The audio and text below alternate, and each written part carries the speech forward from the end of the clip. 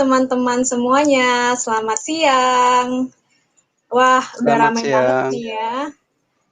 Iya, saya di hari ini udah bersama Pak Reo nih. Kita coba sapa dulu ya Pak teman-teman di sini ya, udah ada Ya. 46.000 nih partisipan yang hadir Pak. Semoga teman-teman udah tadi makan siang ya Pak ya, dan masih semangat untuk Iya, iya. mendengarkan sesi kali ini. Nah, kita di sini hari ini di sesi ini akan ada sharing ya dari Pak Reo dengan topik Starting Out as Supply Chain Professional in Pandemic Era. Tapi Iya, mungkin kita kenalan dulu ya Pak ya sama teman-teman di sini. Ya, silakan, silakan. jadi perkenalkan, namaku Astra dan saat ini berkarir di bidang supply chain dengan spesialisasi di bidang logistic excellence dan digitalization. Dan hari ini aku akan menjadi moderator. Nah, untuk bintang tamunya nih adalah Pak Reo nih yang ada di sebelah saya. Dan Pak Reo ini sudah memperoleh nih gelar master di bidang mechanical engineering di Chess Technical University in Prague. Kemudian setelah itu sudah memiliki lebih dari 12 tahun pengalaman profesional di bidang supply chain di perusahaan FMCG. Nah, saat ini Pak Reo menjabat sebagai Country Head of Demand Supply Planning and Customer Services at Reckitt. Nah, ya udah deh, udah pasti nih teman-teman udah nggak sabar banget nih ya Pak mau dengar sharing dari Bapak. Jadi boleh Pak silakan di-share Pak deck-nya di sini. Oke, oke. Terima kasih Astra untuk perkenalannya. Selamat siang teman-teman semua. Senang bisa sharing di sesi kali ini. Saya coba share deck-nya ya. Iya, jadi teman-teman hari ini akan belajar dari Pak Reo. Oke, Silakan iya. Pak. Terima kasih Astra. Jadi teman-teman semua, sekali lagi perkenalkan nama saya Reo Gumalai. Saat ini saya bertanggung jawab untuk customer service, demand planning dan supply planning di Reckitt Indonesia untuk semua bisnis unit Reckitt di Indonesia. Di Reckitt saya sudah 1,5 tahun. Sebelumnya saya di Procter and Gamble, P&G sempat 10 tahun sejak saya mulai karir di FMCG. Nah, di sesi kita siang ini, saya mau sharing something tentang gimana kita mulai karir sebagai seorang profesional supply chain, terutama di kondisi sekarang, di saat pandemi ini. Ada berubah atau gimana? Oke. Nah, untuk pertamanya kan kalau kita mau start karir kita, memulai karir kita di supply chain, saya yakin mungkin banyak teman-teman di sini mungkin ada yang sudah sebagai profesional, maksudnya sudah bekerja baik di bidang supply chain ataupun di bidang lainnya. Tapi mungkin juga ada teman-teman yang dari bangku kuliah atau yang baru lulus, yang lagi berusaha buat mencari opportunity.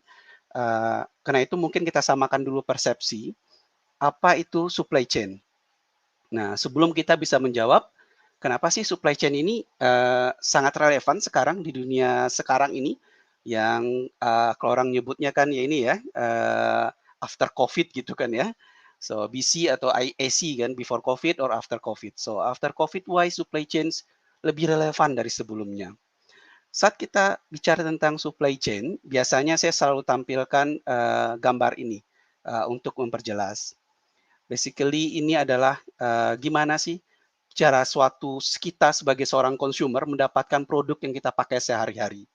Prosesnya itu panjang, tidak hanya tinggal beli di e-commerce atau dari toko, tapi di belakang itu semua banyak proses yang berjalan sebelumnya yang mengharuskan untuk dilakukan dengan sebaik-baiknya supaya produk itu sampai di tangan consumer dengan sebaik-baiknya.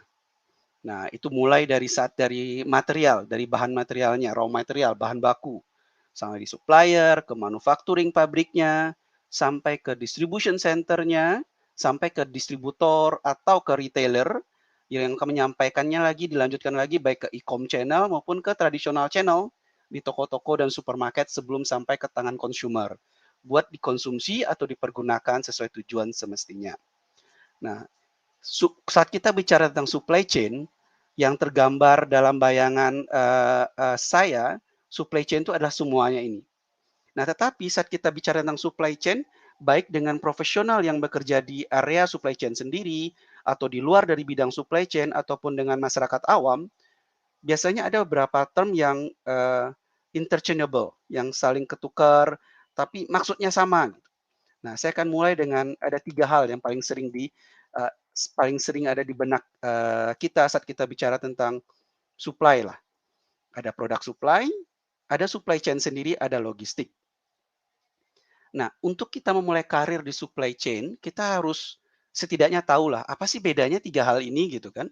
Kalau teman-teman yang dari industrial engineering di kuliahnya atau pernah belajar pasti tahu. Tetapi di sini saya coba share lebih ke simplinya how to differentiate berdasarkan understanding saya selama berpengalaman di bidang supply chain ini. Kadang orang nyebut produk supply, kadang nyebut supply chain, kadang nyebut logistik. Apakah 3 hal ini hal yang sama atau sebenarnya ada bedanya gitu. Nah, kita coba lihat satu-satu.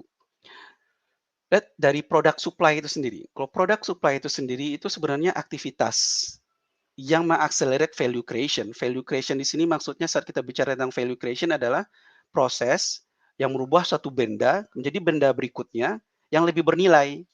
Sebagai contoh, bahan baku dirubah sama supplier, dikirimkan ke pabrik, di pabrik dirubah menjadi anggap sabun gitu, sabun mandi misalnya gitu kan, lebih berguna, lebih meningkatkan nilainya. Nah, itulah aktivitas yang disebut buat value creation. Sedang produk supply itu sendiri, aktivitas-aktivitas itu yang meng-create additional value di satu barang.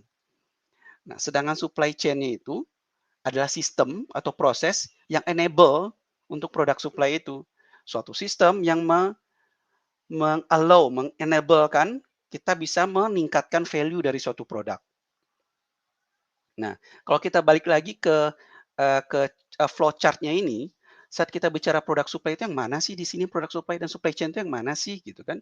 Nah, produk supply itu sebenarnya adalah ini, aktivitas di supplier, aktivitas di di pabrik, aktivitas di distribution center, aktivitas di distributor dan di toko, itu produk supply.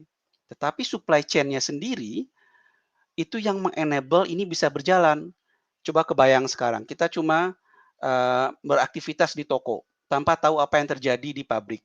Bisa kejadiannya barang di toko habis saat dibeli oleh consumer. Dan toko mau order ke pabrik nggak tahu prosesnya seperti apa. Nah, supply chain lah yang proses itu. Proses untuk toko buat order lagi ke distributor, distributor order lagi ke pabrik, segala macam. Itulah yang disebut dari supply chain system atau manajemen atau proses. Nah, yang term ketiga yang sering juga ke interchangeable atau sering tertukar atau sering juga diutarakan di dunia supply chain ini adalah logistik. Nah, logistik itu sendiri apa? Apa beda dengan produk supply? Apa beda dengan supply chain? Oke. Nah, logistik itu yang connecting all of this. Karena logistik itu adalah yang memindahkan dari satu titik ke titik berikutnya. Dari supplier, barangnya butuh pindah ke manufacturing. Dari pabrik, pindah lagi ke distribution center. Pindah lagi ke distributor, pindah lagi ke toko, atau ke e-com channel, baru ke consumer. Proses pemindahannya ini, itulah yang kita sebut logistik. Nah, seringkalinya karena termnya ini sangat dekat satu sama lainnya, seringkalinya orang menyebut semuanya ini adalah logistik. Tetapi ada perbedaannya. Jadi kita tahu produk supply itu adalah aktivitas di masing-masing poin ini. Supply chain ini adalah sebagai keseluruhan dari prosesnya ini. Dan logistik adalah yang mengkonekkan masing-masing poinnya ini supaya ngeflow, supaya ngalir. Nah.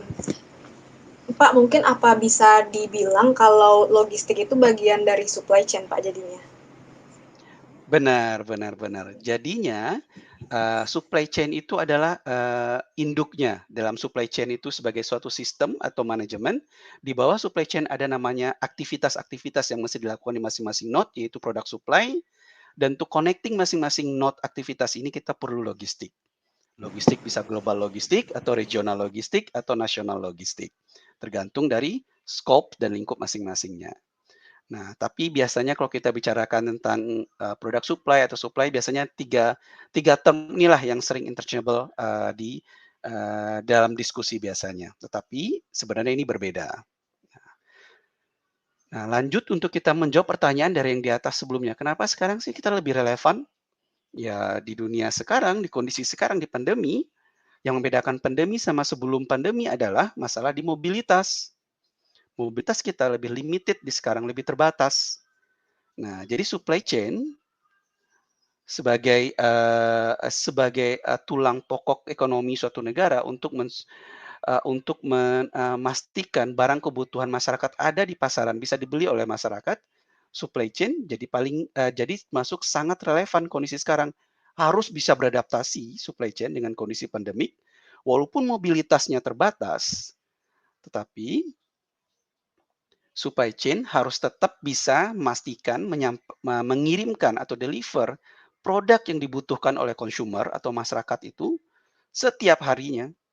Jadi mau nggak mau, istilahnya adalah aku nggak peduli pandemi atau nggak pandemi, tapi your supply chains need to be strong enough, robust enough, cukup kuat untuk memastikan consumer nggak kehilangan barang yang dibutuhkan sehari-hari. Nah, teman-teman mungkin lagi dengar di berita berapa hari ini tentang situasi supply di fuel supply. Jadi bahan bakar, bensin, diesel yang bermasalah di Inggris, di UK kan.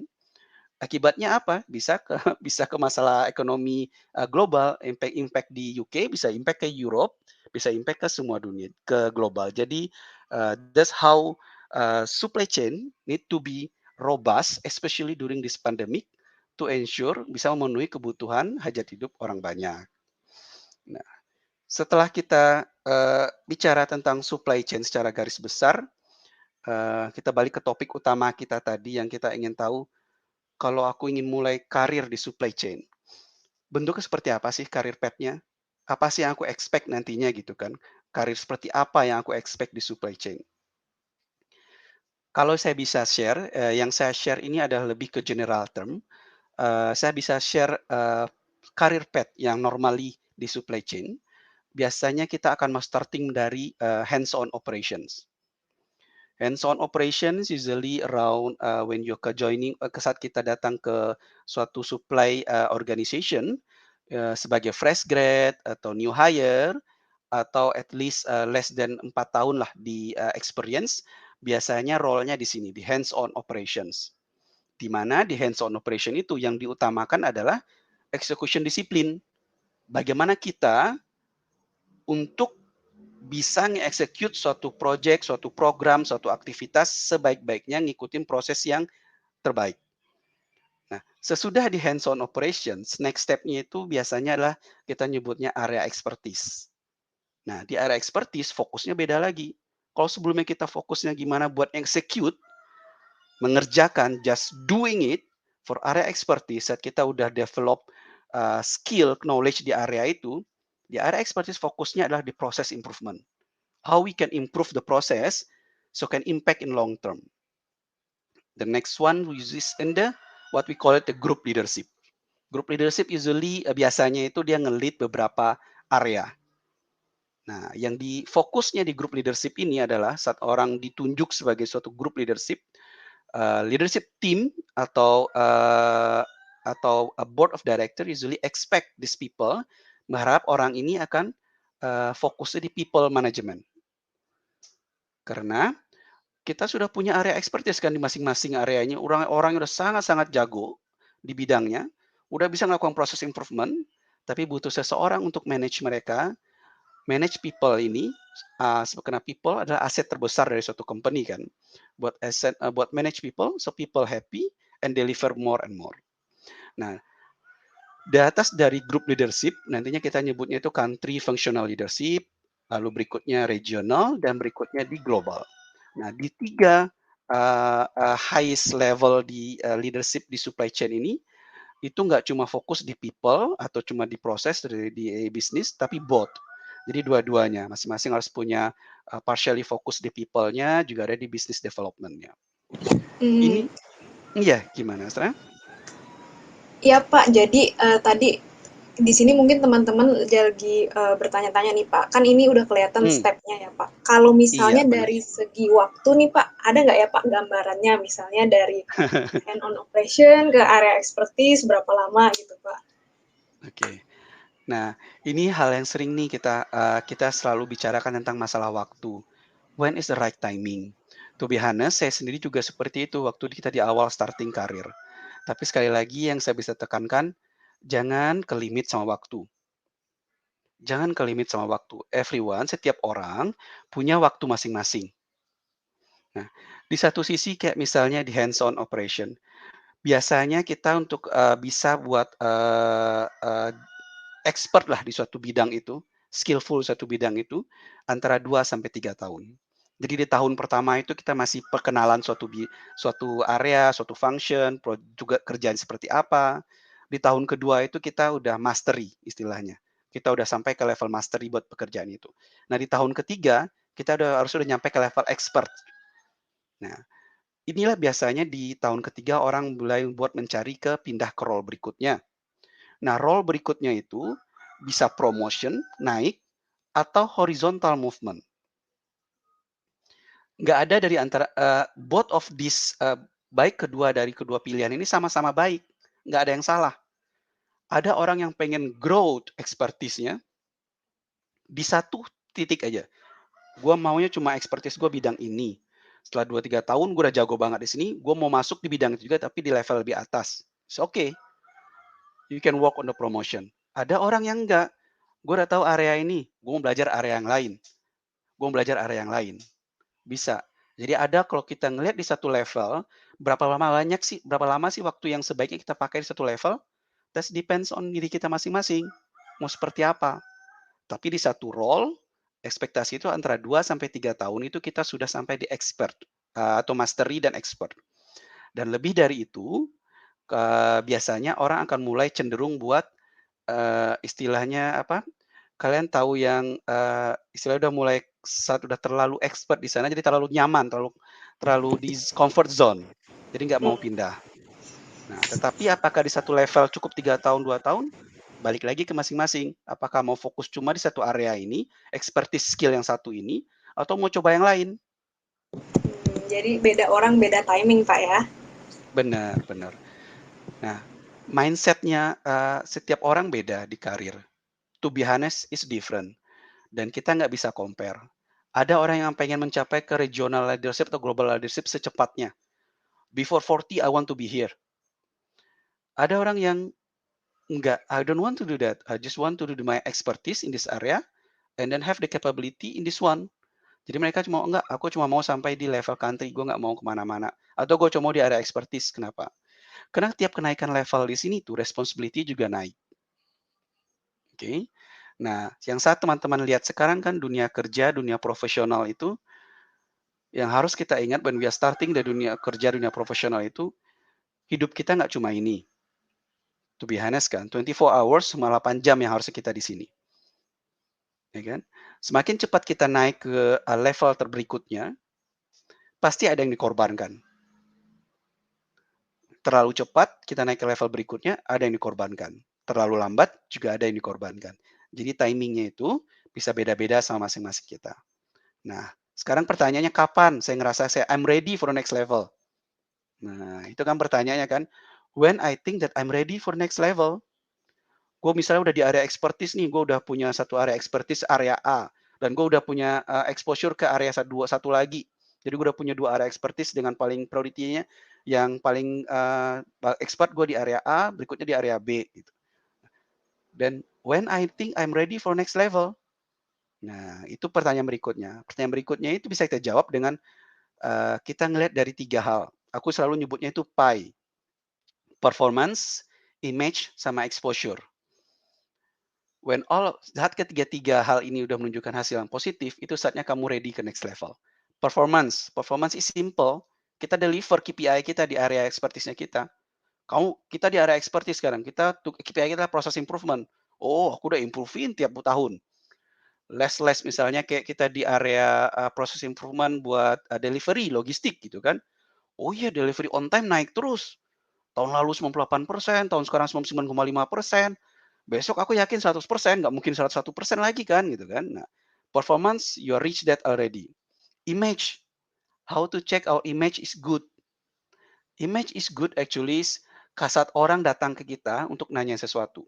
Jika ada satu area yang expertise-nya kita dan people come to us, or ada area yang di luar dari expertise-nya kita tapi bersinggungan dan orang datang ke kita untuk nanya advice atau pendapat, when you being asked the advice, that kamu ditanya advice dari seseorang, dari function yang berbeda, that's when you know that your image already reach outside of your function or your area. Nah, sekarang exposure. Exposure gimana melihat exposure? Exposure berarti harusnya di area kita yang kita ekspor ini, kita ke expose sampai at least 2 level up. Kalau kita di sini di area expertise, kita punya project atau punya KPI, punya meeting yang kita sharing sampai ke country functional leadership. Kalau baru sampai ke group leadership, which is baru 1 level up, that's not exposure. Exposure at least minimum sampai baru di country functional leadership. Nah, saat kamu udah sampai exposure di sini, then it's time to tell to yourself and also your line manager, Pak, Bu, ini performance aku udah bagus, image aku juga kayaknya oke, orang ngelihatnya sering banyak nanya ke aku, dan exposure aku juga udah sampai ke 2 level up. Bahkan 3 level up kadang-kadang. Di tiap semester, tiap 6 bulan aku disuruh present sampai ke regional leadership. Bisa bilang, sekarang waktunya aku promotion. That's when you know. Oke? Oke ya Astra ya? Ya. Oke. Nah, sekarang kalau teman-teman ngelihat di berbagai company, mungkin yang udah punya experience di beberapa company sebelumnya, atau juga ngelihat dari offer atau vakansi yang di LinkedIn di mana-mana, nama-nama ini kan pasti berbeda-beda. Jadi, suggestion aku jangan terpaku pada nama dari suatu role. Karena setiap company itu mereka punya penamaan yang berbeda. Tapi yang dilihat biasanya sama headhunter atau HR adalah role and responsibility. Role and responsibility maksudnya adalah role-nya itu di area expertise-nya, responsibility-nya itu apa? Apa yang KPI yang harus kamu deliver. Nah, jadi jangan terpaku sama penamaan, term atau nama role-nya itu. Karena sebagai contoh, di FMCG itu ada yang beberapa company menyebut yang ini group leadership ini atau area expertise ini udah level AVP misalnya, Associate Vice President, AVP, report ke VP, Vice President. VP dia report, bosnya adalah director, ya kan? Nah, di beberapa FMCG kebalikannya, adanya senior manager report ke director, director report ke AVP, AVP report ke VP, VP report ke president, biasanya itu dari sisi global. Nah, jadi ada juga beberapa FMCG yang global leadership-nya ini malah nggak pakai titel presiden, VP atau director, cukup pakai titel officer, just supply officer. That's it. So, penamaan dari masing-masing role ini bisa berbeda masing-masing company. Nah, jadi kalau saat teman-teman nanti dapat offer atau pengen ada ngelihat di vakansi, oh ini bagus nih, perusahaannya bagus, ini cocok, aku pengen di supply chain. Nah, nama role-nya ini, wah ini. Nah, tapi lihat lagi responsibility-nya apa, segala macam apa yang harus di-deliver. Terutama nanti saat misalnya teman-teman pindah dari satu company ke company lain. Misalnya company ini levelnya manager, company berikutnya levelnya udah EVP gitu kan. Nah, tetapi dilihat responsibility-nya. Jangan sampai di level manager, jangan sampai di karir kita itu kan kita pengennya growth kan. Tapi karena salah penamaan, salah understanding di penamaannya, karir kita itu kelihatannya turun bagi HR atau bagi headhunter. Sehingga ke depannya nanti, loh kamu kok ini turun, dulu kamu megang segini banyak, sekarang jadi cuma segini gitu kan. Ya namanya kan jadi EVP, tapi kan responsibility kamu mengecil seperti itu. Nah, that's about the naming di career path. Nah, kalau berikutnya kita lanjut, kalau career path-nya udah kelihatan nih career path-nya apa. Nah, terus supply chain-nya emang cuma satu bidang, Pak, gitu. Emang cuma supply chain-nya apa aja sih bidang yang bisa kita pelajarin? Expertise apa sih? Tadi kita ngomongin expertise mulu kan ya. Nah, jadi expertise apa yang bisa kita expect kita lihat di supply chain? Banyak sebenarnya. To name a few, untuk memberikan saya beberapa dari yang paling sering kedengaran itu ada, ini saya share sekitar 11 ya, 11 function atau departemen under supply chain. Saya akan coba explain satu-satu, coba jelaskan satu-satu. Sorry. Yang pertama itu supply chain planning. Supply chain planning itu sesuai namanya planning. Jadi bisa demand planning, supply planning, itu kita ngebikin suatu perencanaan berapa sih kebutuhan yang harus kita jual ke consumer, berapa sih kebutuhan consumer kita. Sehingga kita ngeplan, oh kebutuhan consumer segini, jadi kita harus jual barang segini, harus nyiapin barang segini buat dijual. Itu di supply chain planning. Manufacturing atau factory, mereka yang ngeproduksi. Yang supply chain planning bilang tadi, oh kebutuhan kita buat jualan tahun ini segini banyak. Nah, factory yang bilang, oke, dari segitu banyak, biar gue yang produksi. Itu factory, manufacturing atau factory. Nah, customization ini nggak semua company punya atau nggak semua market atau negara ada. Customization ini adalah setelah barang diproduksi oleh factory atau manufacturing, bisa di-customize sesuai sama kebutuhannya customer atau consumer. Misalnya kita lagi ada promo, oh tambahin stiker promo gitu. Buy one get one free, tambah stiker buy one get one free. Itu prosesnya namanya customization. Logistic operation seperti yang kita bahas tadi, dia yang akan ngirimin barang dari satu poin berikutnya. Quality assurance ini adalah satu tim yang memastikan produk yang kita produksi itu sampai ke tangan consumer sesuai seperti desainnya, ya. Jadi sesuai seperti desain penggunaannya sampai ke tangan consumer. Jadi consumer nggak kecewa. Nah, project management ini function yang bisa kemana aja. Saat kita mau bikin pabrik baru, oh, project management akan turun tangan, dia yang project timnya. Kita punya launching produk baru, project management juga yang turun tangan, dia yang akan nge-planning semuanya, apa yang harus disiapkan semua segala macam sampai produknya siap buat dijual. Nah, customer service sesuai namanya, ini yang akan berhubungan langsung dengan customer-customer kita, orang yang akan membeli produk kita untuk dijual lagi ke consumer. Customer service juga ngeproses order dari masing-masing customer. Nah, mumpung kita bahas tentang customer service nih, aku mau share sedikit. Apa bedanya customer sama consumer? Tadi kita ngomong consumer, sekarang kita ngomong customer. Nah, perbedaannya simpelnya adalah kalau customer itu seseorang atau pihak yang membeli barang dari produsen untuk dijual lagi. Itu customer. Kalau consumer, dia membeli barang untuk dia konsumsi sendiri. Sebagai contoh, kalau untuk FMCG di Indonesia, customer itu bisa jadi kayak misalnya Carrefour, Hypermart, Hero, Giant, Lotte, that's customer. Nah, tapi consumer itu kita yang belanja ke mereka gitu, ya. Nah, procurement atau function berikutnya procurement atau sering disebut juga buyer, ini yang bertugas untuk mencari vendor, cari supplier. Misalnya kita manufacturing butuh bahan material, aku butuh ini asam sitrat atau apa buat produksi ini. Oh, procurement akan nyariin suppliernya. Logistik butuh kapal, butuh pelayaran buat ngirim ke Kalimantan. Procurement yang akan nyariin suppliernya. Engineering ini biasanya dia kerjanya barengan sama manufacturing factory. Jadi dia yang ensure factory-nya ini bisa berjalan dengan lancar tanpa ada masalah dan juga improve prosesnya nanti. Nah, cross border dan cross border ini salah satu yang kritikal buat FMCG karena sebagai global FMCG itu kan nggak mungkin apa yang kita produksi kita jual di Indonesia, kita cuma produksi di Indonesia. Kalau gitu kan jadi nggak cost efektif kan. Karena misal kayak, oh saya mau jual di Indonesia, saya harus punya pabrik di Indonesia. Malaysia saya mau jual juga, saya harus punya pabrik di Malaysia. Padahal pabrik Indonesia sebenarnya bisa supply buat Malaysia gitu kan. Jadi kenapa harus bikin 2 pabrik? Nah, di sanalah kita ada perlunya cross border atau simply kadang orang nyebut termnya adalah ekspor impor.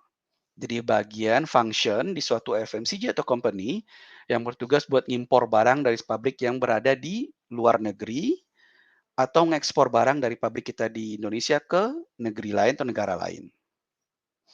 R&D Research and Development, ini bertugas di supply chain biasa buat develop atau improve atau develop new product dan improve the current product. Jadi produk apa yang kita jual sekarang? Misal kita jual sabun mandi. Oh, kita punya fragrance baru, wangi baru. R&D yang akan nentuin nanti wanginya seberapa yang bisa diterima sama orang, seberapa yang terlalu menusuk wangi jadi nggak cocok gitu. Itu R&D. Nah, inilah beberapa function dari supply chain.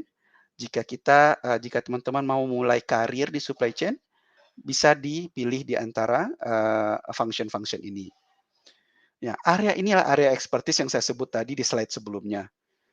Pertanyaannya, apakah normal kalau orang pindah-pindah area expertise? Di supply chain, good thing-nya itu normal. Orang yang mulai karir di logistic operation bisa end up di country leadership-nya di area di manufacturing. Bisa jadi dia factory director. Orang yang starting karir di manufacturing di factory bisa end up dia di supply chain planning head misalnya gitu kan. Itu normal buat moving area expertise di supply chain.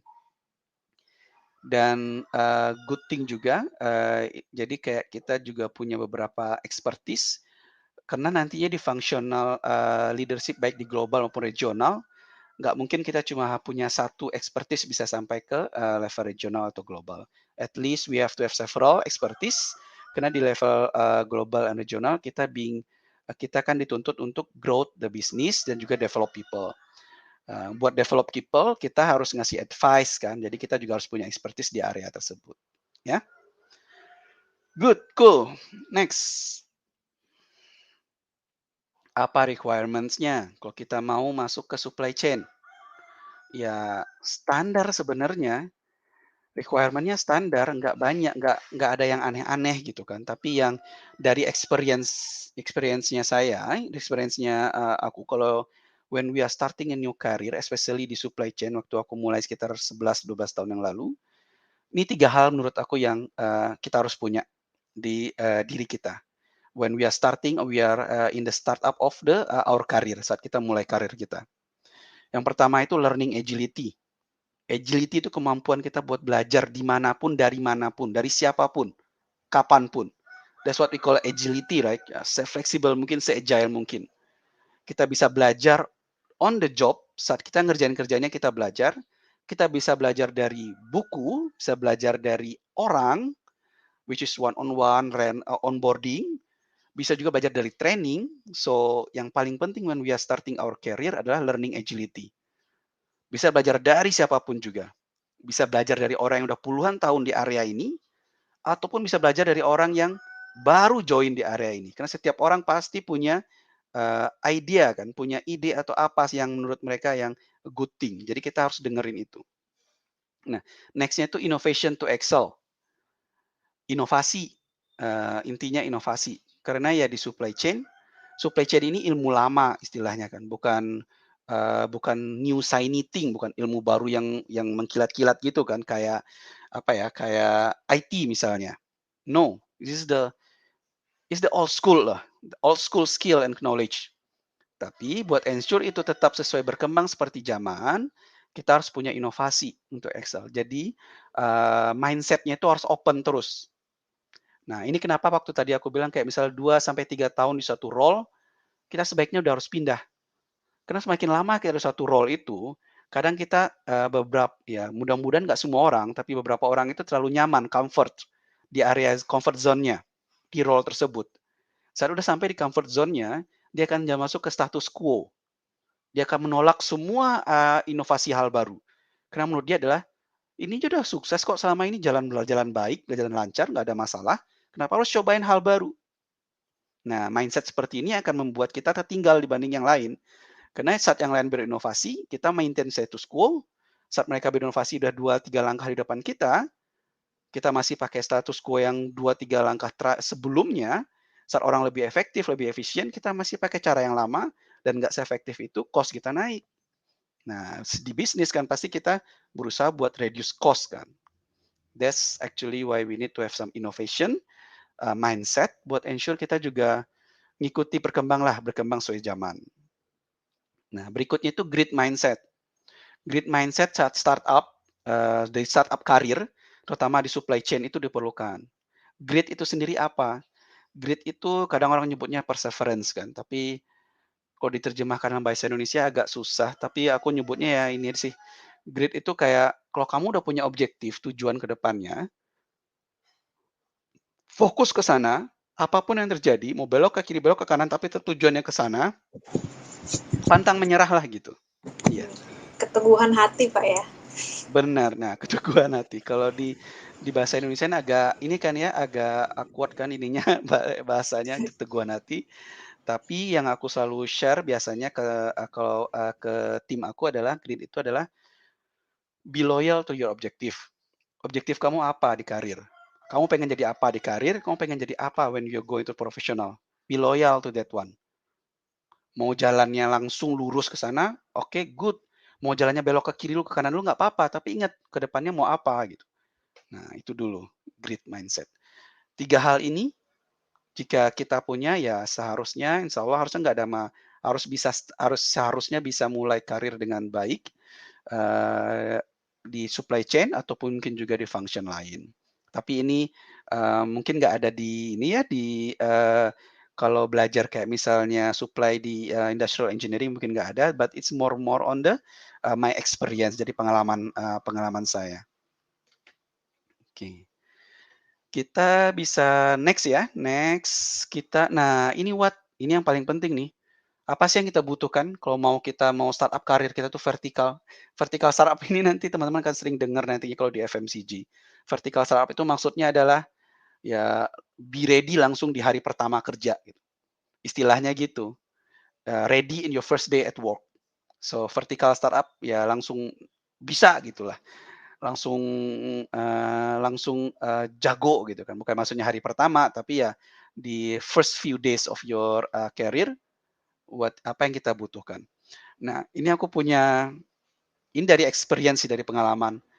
Aku nyebutnya ini ada berapa hal yang bisa support kita. Kita sebagai profesional di supply chain, yang pertama itu ya of course line manager kita. Ini sistem yang harus kita punya. Line manager itu ya bos kita langsung. Kita harus punya hubungan baik sama line manager kita. Hubungan baik ini bukan masalah personal ya. Jadi kayak bukan misal kayaknya, oh dia orangnya keras kepala. No. Line manager is pure about kerjaan. Line manager yang baik itu yang bisa delegate kerjaan, ngetrain, tentang pekerjaannya, dan ngasih kepercayaan kita buat ngerjain sendiri. Jadi kita punya build kepercayaan diri juga kan. Nggak setiap saat diliatin terus kan. Dia bilang, oke, aku kasih kerjaan ini ke kamu kerjakan, selesai balik ke aku. There's a good line manager, di mana dia ngasih kepercayaan ke kita, dan kepercayaan itu akan nge-build confidence kita juga. Nah, satu function lagi, satu parameter lagi yang akan membuat kita bisa bantu kita startup karir kita itu buddy atau buddies. Ini istilah teman sejawat lah bahasa Indonesianya gitu kan. Saat kita masuk suatu perusahaan atau suatu company yang baru, cari buddies. Orang yang udah lama di perusahaan itu. Bisa satu level sama kita, bisa di atas kita, atau bisa level di bawah kita. Tetapi dia udah cukup lama di perusahaan, nah jadi udah kenal gimana culture-nya perusahaan, inilah cara yang paling baik buat absorb culture dari perusahaan itu. Jadi ini cara yang paling bagus buat tahu culture-nya perusahaan itu seperti apa. Lihat dari orang-orang sekeliling kita yang kerja di perusahaan itu. Di sana kita bisa dilihat apakah culture-nya cocok sama kita atau enggak. Buddy ini atau buddies ini juga yang akan bantuin kita buat hal-hal kayak misalnya enggak mungkin semua kita tanyain ke line manager. Line manager mungkin tentang pekerjaan. Tapi buddies mungkin bisa lebih kayak di tempat baru, makan siang di mana nih enaknya gitu kan, atau ini kalau di sini nih cuti gimana ya hitung-hitungannya, kayak gitu kan. Itu kita bisa dapatin lebih banyak informasi dari buddy atau buddies. Jadi teman sejawat. Yang ketiga itu yang nggak kalah pentingnya when kita starting karir itu adalah mentor. Mentor ini apa ya gitu kan? Mentor ini, nah bedanya mentor sama line manager sama buddies, mentor ini adalah orang yang bisa nge-coach kita, bisa ngasih advice. Baik pekerjaan kita, baik personal yang related sama pekerjaan. Misalnya kita ada masalah personal yang ke-impact sama pekerjaan kita. Mentornya bisa kasih advice. Mentornya bisa salah seorang yang kamu percayai, yang kita percayai, baik dalam perusahaan itu ataupun di luar dari perusahaan. Mungkin teman-teman dari kampus gitu kan. Di kampus ada dosen pembimbing yang ngerasa kayak baik banget gitu, kebapaan banget atau keibuan banget selama ini ngasih advice segala macam. Ya, bisa jadi mentor kita walaupun udah beda organisasi atau di perusahaan sebelumnya gitu kan. Bisa jadi mentor kita. Nah, yang paling pentingnya mentor sama line manager ini jangan sampai dalam satu organisasi yang sama. Karena dengan mentor kita bisa bebas untuk ngomongin something yang kita harus hati-hati ngomong dengan line manager atau di perusahaan. Karena mentor, dia itu akan membantu kita secara personal. Dia nggak punya keterikatan dengan company yang kita kerja sekarang. Menjadi mentor itu juga tanggung jawab yang besar.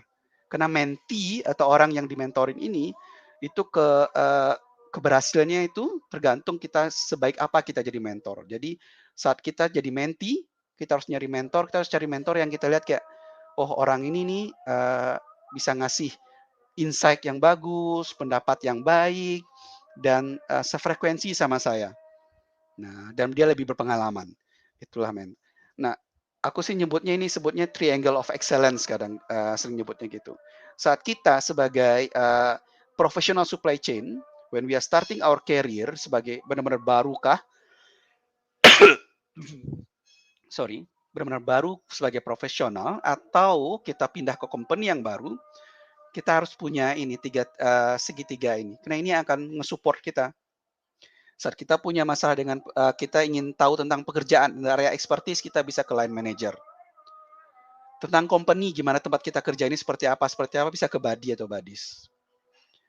Kalau kita punya ada masalah sama company, kita butuh pendapat dari sisi yang lain atau kita pengen grow karir kita, gimana cara kita bisa grow karir lebih cepat, kita punya mentor. Orang yang nggak terikat dengan company atau dengan bos ini, yang bisa dengan bebas ngasih pendapat ke kita, yang tujuannya dia hanya untuk nge-develop dan growing kita. Nah, dari 3 ini, biasanya sih kita punya buddies nih. Ini yang paling normal, teman sejawat pasti ada. Bos, kadang kita punya line manager yang baik, kadang enggak. Itu di luar dari kontrolnya kita. Apakah line manager kita orangnya bisa diandalkan apa enggak, that's out of our control. Tapi kita harus bisa make use atau memanfaatkan line manager kita buat development-nya kita. Apa yang dia tahu, kita harus pelajari di area itu. Dia pasti punya skill lebih dari kita, sehingga dia di line manager, kita absorb itu, kita pelajari dari dia. Nah, mentor akan bantu kita, akan balance itu. Akan balance kita, gimana kita bisa nge-growing karir kita, sambil kita deliver performance kita. Nah, jadi balik lagi tadi yang ke PI tadi ya, performance, image, dan exposure. Image akan di-maintain saat kita berhubungan dengan buddies. Exposure saat kita menyelesaikan pekerjaan yang lain manajer kita akan akan coba menunjukkan kita ke next leadership-nya, next line manager dia. Performance ya kita yang manage, kita sendiri yang manage. Mentor akan bantu kita buat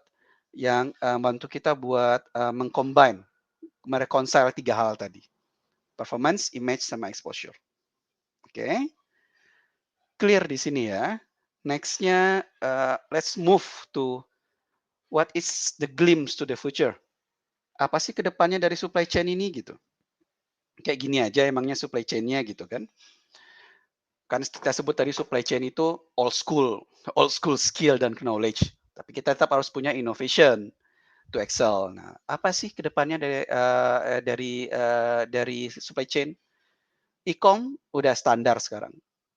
E-com is a standard. We have what we call kita punya apa yang kita sebut sekarang namanya e-supply. Jadi e-commerce supply chain. Jadi everything is standard. So what next after this? Next-nya what I believe yang aku yakin percaya adalah kedepannya dari supply chain itu aku percaya less is more.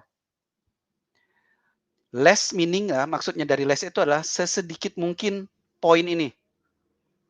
Semakin banyak poin ini atau kita sebutnya node of supply, point of supply ini, semakin banyak cost kita, jadi semakin less profitnya kita. Nah, jadi semakin less poinnya ini, semakin more business coming in, more profit coming in. Jadi kita ke depannya kita akan lihat banyak sekali nantinya supply chain itu akan berusaha buat mengurangi points of supply-nya. Bisa jadi contohnya manufacturing, kenapa harus beda tempat sama distribution center? Gabungin aja gitu kan. Supplier, kenapa yang beda tempat sama manufacturing? Taruh di tempat yang di kawasan industri yang sama misalnya. Distributor, dia butuh warehouse. Retailer, dia butuh warehouse. Ini juga warehouse, distribution center. Bisa nggak di satu tempat yang sama? Nah, itu kan ke depannya idealnya. Apa impact-nya nanti? Ya itu kita mesti lihat dulu apa impact-nya dari sisi operation. Tapi yang paling penting, less is more. Semakin sedikit point of supply-nya kita, more business coming in because we can reduce the cost, more profit coming in. Nextnya itu collaboration. Collaboration. Ini collaboration why is important? Karena kita tahu kan istilahnya beli banyak lebih murah. Jadi kalau customer-nya misalnya kita punya 20 distributor, kirim ke masing-masing tempat 20 tempat distributor. Padahal ada 4 distributor ini di kota yang sama. Aku masih harus ngirimin 1 truk masing-masing distributor gitu kan. Padahal mereka di kota yang sama. Nah, next itulah collaborations. Sebisa mungkin kita collaborate, which is balik lagi ke less is more. Contoh tadi ke logistik. Kalau dia berada di satu kota yang sama, distributornya ada 4 distributor, ngapain aku ngirim pakai satu truk, pakai masing-masing pakai satu truk berbeda. Aku bisa pakai truk yang besar, masukin semuanya ke sana, kirim dari distribution center-nya ke distributor itu, distributor A habis diturunin, habis itu ke distributor B turunin lagi, habis distributor C. Jadi cukup pakai satu truk besar. Istilahnya kita nyebutnya collaboration, dan ya itu akan reduce cost.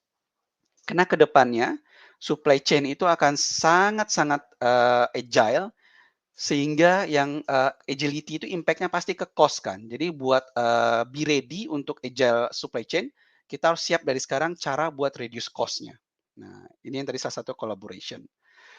Next-nya itu adalah what we call it consumption driven supply. Jadi supply-nya ini di-drive, ditentukan oleh berapa yang di-consume oleh consumer. Sekarang ini supply chain itu nggak seperti itu. Nggak banyak perusahaan yang melakukan ini. Hanya beberapa perusahaan yang saat ini consumption driven supply. Saat ini supply itu di-driven oleh forecast. Kita nyebutnya sekarang adalah forecast driven supply. Forecast itu perkiraan angka. Dilihat dari historical. Oh, sabun mandi ini secara historicalnya tiap bulan di kota Jakarta Selatan itu kejualnya segini. Oh, ya udah berarti kita produksi segitu banyak buat Jakarta Selatan. Oke. Jakarta Timur segini nih historicalnya 12 bulan terakhir. Oh, kita produksi segitu juga. Nah, jadinya kita itu nge-stok barangnya banyak di stok, konsumen akan konsumsi barang yang di stok ini, yang disimpan di gudang, di distribution center, di warehouse ini. Ada baik atau buruknya. Baiknya barangnya ready saat konsumer butuhkan. Buruknya kalau konsumer tiba-tiba, kayak kemarin misalnya, kayak waktu pandemi pertama kali datang. Orang mikir, oh 12 bulan sebelumnya kita jualannya segini banyak, biasanya tiap bulan, ya kita bikin lagi. Ternyata orang konsumsi nggak segitu, nggak jadi banyak. Contohnya misal kayak apa yang konsumsi berkurang kemarin ya, selama pandemi. Kosmetik contohnya. Kosmetik biasanya segini nih kita jualan alas bedak misalnya. Biasanya dikonsumsi segini banyak sebulannya. Kita produksi lah. Pandemi datang. Nggak kejual karena orang nggak keluar rumah. Orang shifting spendingnya ke hand sanitizer, disinfektan, atau masker gitu kan. Akibatnya barang kita numpuk di gudang. Barang numpuk di gudang itu ada cost. Barang yang nggak bergerak tinggal di gudang ini, kita harus bayar tiap harinya berapa cost-nya. Dan barang di lama-lama di gudang bisa expired, ya nggak bisa dipakai, ya mau nggak mau harus dimusnahkan. Nah, itu berarti cost nambah. Nah, ke depannya itu kita akan melihatnya, kita sebutnya consumption driven supply. Kita hanya akan ngeproduksi apa yang dikonsum saat itu juga. Jadi memendekkan waktu dari orang konsumsi ke produksi.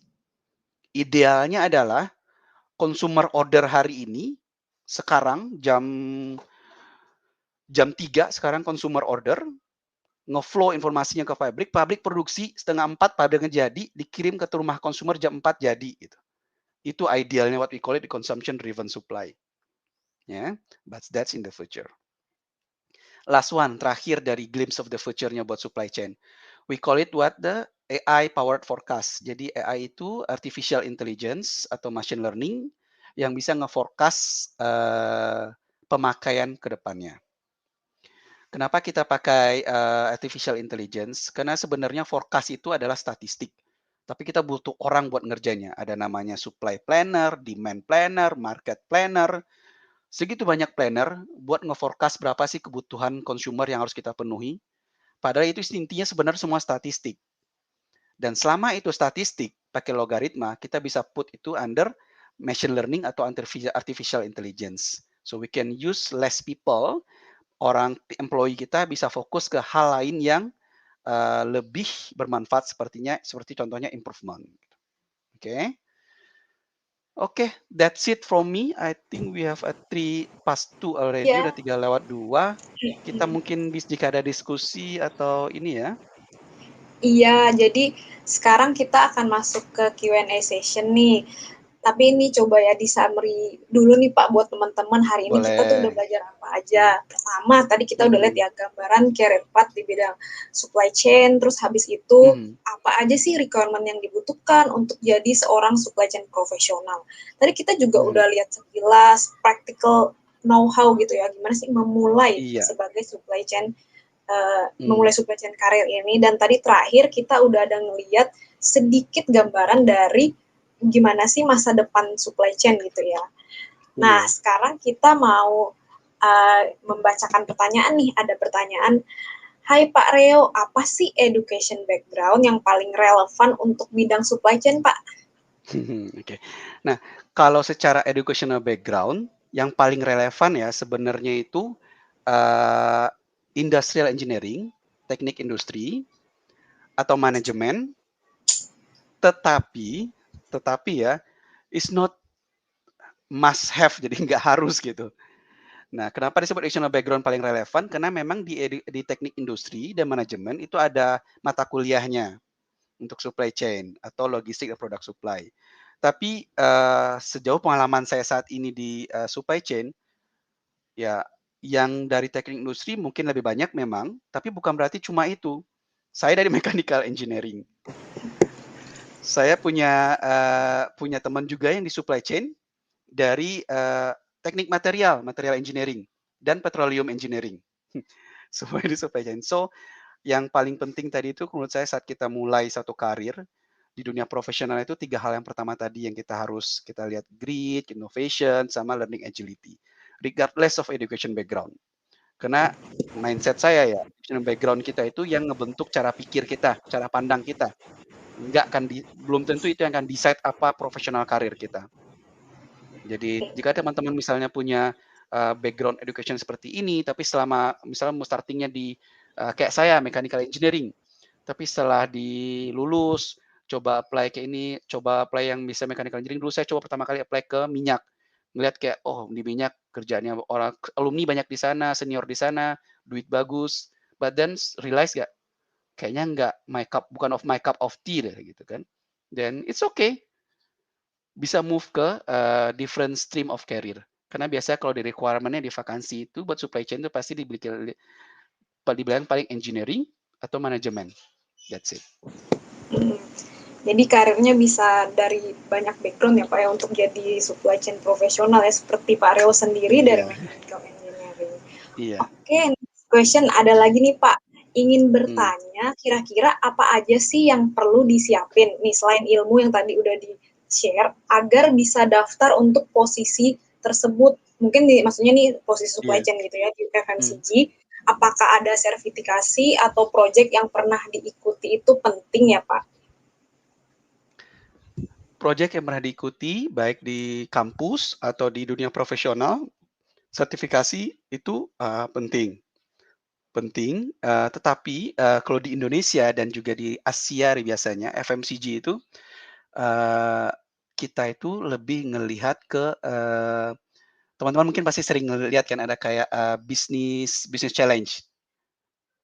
Nah, teman-teman pasti pernah lihat ada banyak business challenge dari FMCG.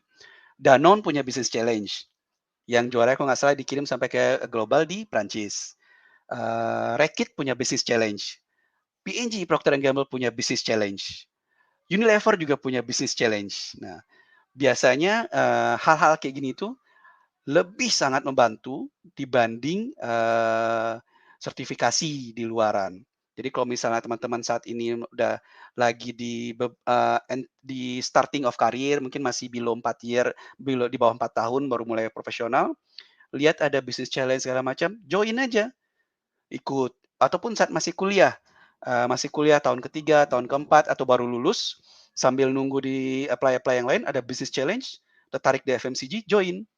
Karena di business challenge itu kayak kita diberi hands on experience, karena kan kita dilihat 3 hal tadi itu, 3 hal tadi itu akan kelihatan banget dibanding interview, ngelihat sertifikasi, atau project yang dijalankan waktu di kuliah.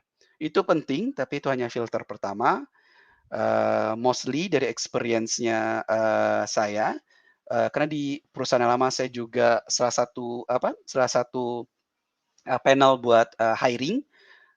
Biasanya kita akan selalu ngambil dari, business challenge, either dari perusahaan yang sama atau dari FMCG company yang lain. Karena FMCG kan mostly culture-nya mirip-mirip ya, jadi ya, when you are, already in the business challenge, jadi udah dapatlah sense-nya, oh kayak gini tuh hidup di FMCG. Karena nanti di business challenge itu kita akan kayak di-assign role itu, kayak siapa yang jadi marketingnya, siapa yang jadi orang yang mikirin supply-nya, siapa yang mikirin finance-nya gitu, ya. Hmm, jadi gitu ya teman-teman, tadi berarti Mhm, selain ilmu, selain sertifikat dan project, tapi paling penting mhm, juga tadi ada business challenge. iya, Yang, nah pertanyaan selanjutnya, halo Pak mhm, Reo, izin bertanya, saat ini saya sedang mengincar posisi sebagai supply chain intern di mhm. FMCG. Kira-kira apa ya saran dari Bapak terkait tips dan trik agar lolos tahap rekrutmennya? Oke, eee, tahap rekrutmen pasti di-starting dari, filtering, CV atau resume dulu kan ya. Itu pasti paling awal semuanya. Jadi yang paling penting, pertama itu ya kita harus punya CV atau resume yang stand out. Stand out di sini bukan berarti kamu punya seabrek-abrek kerjaan semuanya, showing that one. Aku pernah punya lihat CV yang isinya full banget, but that's not stand out. It's okay to punya 2 atau 3 atau cuma 4 activity, but stand out CV showing that apa ya sih yang kamu kerjakan di CV itu. Misalnya CV kamu, bahkan kayak misalnya project kita di kampus. Project di kampus waktu itu ada tugas apa gitu, tugas kelompok juga misalnya kayak, tugas semester gitu kan, will be good thing to put in CV in a nice word. Jadi orang ngerti apa yang kamu kerjakan di sana, apa kontribusinya, apa sumbangsihnya. Dibanding put seabrek-abrek, kegiatan, ditulis festival musik ini anggota, anggota, that's it. Ya ya, oke, you have a lot of activity, but what is your contribution to that, project gitu kan. Nah, it's okay to put 2, 3, cari yang paling ini dan put a nice word itu yang menunjukkan apa sih sumbangsih kita. Setiap kita pasti ada sumbangsihnya walaupun bilang, "Oh, saya cuma anggota." Ya, anggota diperlukan buat execute. Jadi kita jelaskan di CV-nya, misalnya project ini, my contribution is that, leading the execution, ensure that nggak ada masalah saat di hari H, eksekusi segala macam. That stand out di, CV first. CV yang stand out itu clear, nggak ribet, dan kelihatan apa yang kita kerjakan di sana, apa kontribusinya kita. That's it. Nah, yang kedua, setelah CV pasti kan ya ke interview. Interview again, that's the, initial impression, impresi pertama kan ya. Impresi pertama ya pastiin seperti biasa ya, kalau ada interview Zoom, pastiin tepat waktu, kita cek koneksi kita segala macam. Karena itu akan bagi si interviewer mungkin bukan cuma kita yang di interview hari itu. Nah, mungkin dia udah godok sebelumnya orang terlambat datang, tambah kita datang lagi terlambat lagi, baik dengan alasan apapun misalnya kayaknya internet koneksi nggak bagus, segala macam. Jadi kita harus prepare itu di awal. Kalau kita face to face, usahakan datang sebelum waktunya. Nah, saat di pertanyaan nanti kalau di intern, di FMCG, dibanding sama company lain, intern itu diperlakukan interviewnya itu sama kayak employee. Karena kalau kamu udah intern di FMCG dan kamu berhasil internnya bisa deliver project-nya, itu udah tinggal nunggu kapan ada waktu rekrutmen, kamu akan udah dipanggil, nggak perlu interview, nggak perlu segala macam lagi. Nah, jadi FMCG umumnya seperti itu. Jadi saat interview sebagai intern di FMCG, biasanya nggak akan dibedakan sebagai intern kah atau sebagai employee. Question-nya akan sama, semuanya akan sama, sebisa mungkin jawab dengan clear, dan nggak dibuat-buat. Jadi misal kalau kita pernah lakukan, project itu, bilang ini kita lakukan, don't tell anything that we never done, just for the sake of the, good image, no. karena kelihatan saat kita cerita something yang benar-benar kita kerjakan sama something yang kita nggak kerjakan itu kelihatan dari raut muka kita sebenarnya. Karena interviewernya udah sebelum mereka interview itu juga ada trainingnya, jadi mereka juga udah tahu gimana ininya, ya. Ya. Oke, kita ada pertanyaan selanjutnya nih yang bisa dijawab terakhir di Oke. sesi ini nih. Ya, ya. Tips apa aja ya untuk bisa switching career ke supply chain, Pak? BTW saya di finance saat ini. Nah, finance, good, good.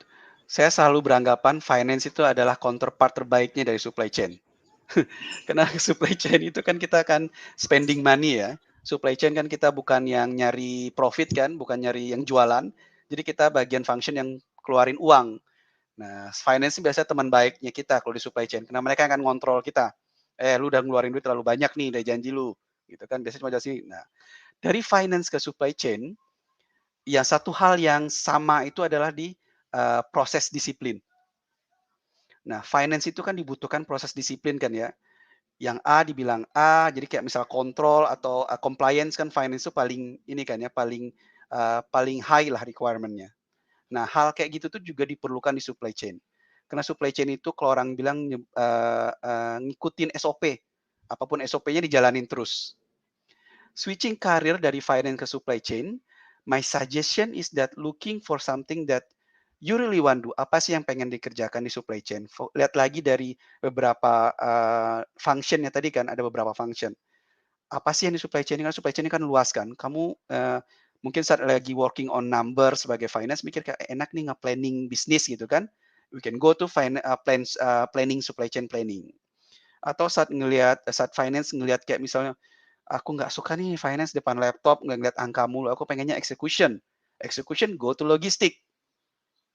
Atau saat di finance ya, aku cuma ngeliat laptop, ngobrol sama bos, sama laptop, ngeliatin angka. Aku pengen ngobrol sama orang. Oke, go to procurement. Bisa cari orang, bisa ngobrol sama segitu banyaknya supplier, buat nyari supplier yang terbaik. Atau di customer service. Karena kan jadi wajah dari perusahaan ke customer gitu kan. Jadi bisa ngobrol sama customer, understand business customer. Jadi kalau suggestion saya bisa kasih tips atau advice when you're switching career from finance to supply chain atau dari function manapun ke supply chain, di-specify dulu maunya kemana. What you're looking at di karir. Lihat long term-nya seperti tadi kan, objektifnya ke depan mau seperti apa. Ke tim aku sama ke teman-teman aku selalu bilang long term karir objektif apa. Kita berkarir kan dari anggaplah sampai pensiun sekitar umur 30 tahun kita akan karir. Kita akan berkarir umur 25 sampai 55, 30 years of career. Jadi mikirnya nggak aku pindah ke supply chain kenapa ya? Karena di function sekarang aku enak sama bosnya gitu. No, mending cari yang long term career objektifnya. Aku mau apa sih 30 tahun nanti saat aku pensiun, what I wanna be? I wanna be a global supply chain officer, or I wanna be entrepreneur. Gue cuma mau kerja di company cuma 10 tahun lah cari ilmu, habis itu gue mau entrepreneur. Oh, oke, berarti buat 10 tahun itu gue mesti belajar banyak hal nih. Gue mau entrepreneur bidang apa ya? Belum tahu sih gitu kan. Tapi kan setiap usaha pasti butuh logistik, butuh supply chain. Oh, gue belajar logistik deh. Kenapa pun yang mau gue bisnis nanti, mau gue bisnis misalnya jual bikin pakaian gitu segala macam, jual pakaian, pasti butuh logistik. Oh, gue belajar logistik deh gitu. Itu long term career objektifnya. Jadi ngelihat ke depan, nggak ngelihat yang 2 tahun, 3 tahun ke depan atau 5 tahun, it's too short. Long term 30 tahun ke depan saat kamu pensiun, when you reach umur 55 tahun, saat kita udah waktu kita pensiun, kita mau jadi apa? Kita mau jadi global supply chain officer, good. Oh, saya mau jadi supply chain manager. That's it for me. I don't want to go up because I want to enjoy the life. It's okay as well. Oh, gue 55 tahun, gue mau jadi udah di businessman, udah mungkin bisnis gue udah jalan 20 tahun. Oh, berarti karena gue cuma mau 10 tahun kerja di company gitu kan buat belajar. Good. Then what you need in supply chain? Every business you need planning. Oh, berarti gue harus belajar supply chain planning. Every business need logistik. Oh, gue mesti belajar logistik. That's it. Ya. Ya. Oh, makasih banyak nih Pak Reo. Sebenarnya nih tadi saya baca Sama-sama. di komen chat masih banyak banget nih Pak sebenarnya pertanyaan dari teman-teman. Cuman sayang banget nih karena keterbatasan waktu hari ini. Jadi mungkin kalau teman-teman masih ada yang pengen nanya, boleh ya Pak connect ke Pak Reo via Silakan, silakan, LinkedIn silakan. misalnya ya. Iya. Boleh boleh Ya. boleh. Silakan lewat LinkedIn, bisa, di message di LinkedIn, insya Allah saya akan jawab. Oke, jadi teman-teman boleh nih feel free untuk connect langsung ke Pak Reo. Nah, untuk hari ini sekian dulu nih ya. Terima kasih banyak untuk Pak Reo dan juga yang teman-teman. Tapi sebelum kita tutup nih Pak Reo, boleh dong memberikan closing statement dulu nih Pak untuk teman-teman Oke. yang ada di sini. Closing statement, gini, yang tadi saya sampaikan, buat teman-teman buat starting karir, terlepas dari supply chain atau departemen lain atau expertise lain atau function lain, teman-teman yang saat ini di, tahap awal dari dunia profesionalnya atau saat ini lagi mulai masuk ke dunia profesional, kita harus lihat ke long term career objektifnya. Jadi yang akan bikin kita tenang itu kita harus punya plan ke depannya, kita mau jadi apa next 3 years. Karir itu adalah maraton, it's not sprint. Comparing sama orang sebelah kita, dengan teman kita, is okay, good comparing. But ingat lagi ke depannya, 30 tahun maraton loh. Saat kita udah 3 tahun di role, kita lihat, wah kita gini-gini aja masih di level hands on, 3 tahun, teman kita baru sama-sama lulus, dia udah manajer atau udah senior manager atau mungkin titel udah VP, EVP. Oke, good, good for him. Talk sama dia, good for her. Talk sama dia, learn from him or her, belajar dari mereka, gimana sampai ke sana. Ya, karena bisa jadi nanti kan ini maraton kan, 30 tahun. Mungkin mereka saat nanti di maraton di saat kita pensiun, ya bisa jadi mereka yang report ke kita atau kita yang report ke mereka. Everything can be possible kan di 30 tahun ke depan. Karena makanya kita ngelihat ke depannya. Jadi kalau kita ngelihat ke depan, kita nggak jadi down when we are seeing that, for example, orang lebih cepat. Lah iya nggak apa-apa, itu mereka, good, learning dari mereka. Nah, siapa tahu kita juga ada orang yang ngeliat ke kita kan, enak ya si ini ya udah di perusahaan ini," gitu kan. Ya bagus, everyone can compare, okay, but don't let that comparisons or judgment, demotivate you. Karena kita harus ingat lagi long term career objektif kita, motivasi kita itu long term career objektif kita akan jadi apa, mau seperti apa. Yap, I think that's it, Astra dan teman-teman semuanya. Oke, terima kasih banyak Pak Reo dan juga semua teman-teman yang udah bergabung. Terima kasih ya semuanya dan Terima kita kasih pamit semuanya. undur diri dulu ya dan see you in Terima other kasih semuanya. session. Ya, terima Dadah kasih. semuanya.